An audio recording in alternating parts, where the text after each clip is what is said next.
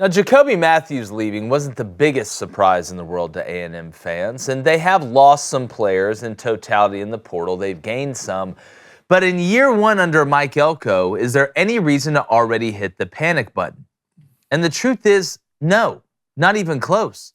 See, sometimes it's necessary for some programs to have to get rid of guys. Trimming the fat even applies to some of the top players. But this A&M team, I think, performs better as underdogs or is going to have one of their best years when expectations aren't as high as they've been in the past. And for Mike Elko and the Aggies, you aren't hearing the same rhetoric about this year's team being some juggernaut because of recruiting. He isn't out there calling out Nick Saban or giving other top dogs bulletin board material. He's really just handling business and attempting to turn the Aggies back into who they really are. And that's a program that's gritty, not flashy, that's tough on the field, not on the mic, and has an identity that screams we may not be the state school, but we're damn sure not afraid of them. Now, that's when A&M is at their best. And when we talk about expectations, I'm not talking about the A&M fans. Those expectations will always be high. The standard should always be high, and that's the way that it should be. I'm talking about the national media members gassing them up to a point where it becomes a year in and year out joke about A&M not living up to the hype. You're not going to hear that this year, and that's a gift for them.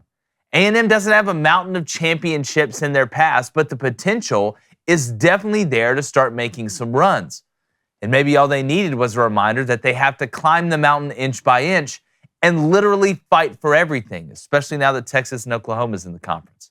I mean, hell, this is the place of the 12th man and the Junction Boys. It doesn't need to be a beauty contest. It needs to be a bar fight. And with Mike Elko now in charge, don't be surprised if they start fulfilling that potential sooner than expected. But until then, go ahead and make your jokes.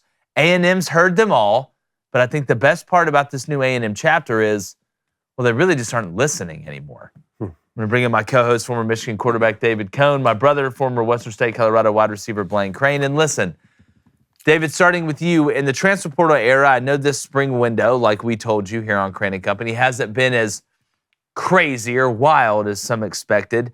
But if you look at A&M, they're kind of sliding under the radar a little bit right now. As they should, bringing in a new coach. They did add 24 guys at the end of the year when the portal opened up.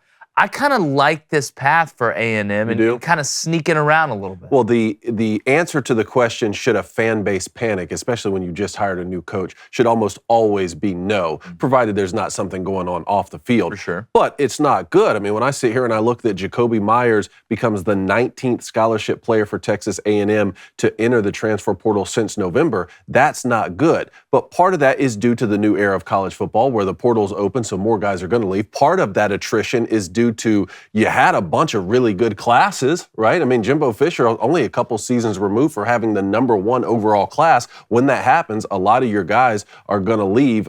Usually it's, non-starters you would rather leave. But for me right now, for Texas A&M, it's like just go about your business, just like what you talked about. We saw them try and do it one way, which is Jimbo Fisher landing those #1 overall classes. That didn't result in the type of wins that Texas A&M fans were wanting. Now you got a new guy in there, a guy who's familiar with the Texas A&M program. Let's just go about our business, maybe fly under the radar a little bit. What's kind of tough pill to swallow, I think, for a lot of Texas A&M fans is this just so happens to be a year when Texas comes into the conference. And that's an old school in-state rivalry. And Texas is bringing a pretty good roster into the conference year one as well with Quinn and those guys coming back. Blaine, look, and David's brought this up, and I think it's a great point. Some places have identities. That doesn't mean schematically you have to always do the same thing. Like Statesboro, where you're from, they were known for really running that spread option, that triple option, right? And that was kind of the schematical thing they did. And then they got away from that, and they've found a way to have some success. But that identity is still tough. I think communities and places have identities, and A&M. They were kind of like started going to the rich kid parties and wanted to hang out with Alabama and Georgia and like all these teams that have this tradition of winning national championships and being at the top levels of recruiting. Not that you don't want to be, but I don't know. It just feels like A&M is better when they're more, Tim Riggins, not like the star quarterback of the team. I agree with that. Now, right now I believe A&M is projected to win 9 games. I mean, so this is going to be a good football team. You bring back Connor Wegman. I know you lost a lot in the portal, but I remember the A&M days where you were just kicking everybody's ass up front, right? Jake Mathews, you have 3 or 4 guys going to the NFL, and you flip it on the other side, and they always have a linebacker and a defensive lineman that are good enough, that are first-round guys. The thing about Mike Elko, what I think is going to be the difference, Jimbo was great at recruiting, phenomenal recruiting.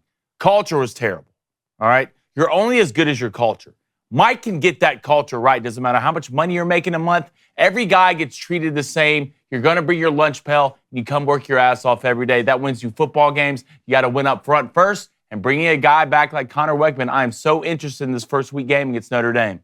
You have Riley Leonard coming off the ankle injury. Mike Elko's old team is going to be an absolute brawl, and I think the more I talk about it, the more I lean A&M's way. Look, I think when you look at Jimbo Fisher and at the end of his time in A&M, I don't think anybody would argue that Jimbo Fisher was in his prime, right? The top, most efficient, has the players' attention, is communicating at a high level with them, and they're understanding it and wanting to do it. I don't think he was at his top game, on his top game per se. I think Mike Elko gets more out of less than a lot of people. And when you're at it, you saw what he did at Duke. I'm talking about as a head coach. It's such a different job than being a coordinator. I think he can recruit a similar type of player from a rankings system standpoint, because you want to finish high in the rankings. That creates momentum. That doesn't mean that A&M is going to have a top 3 class.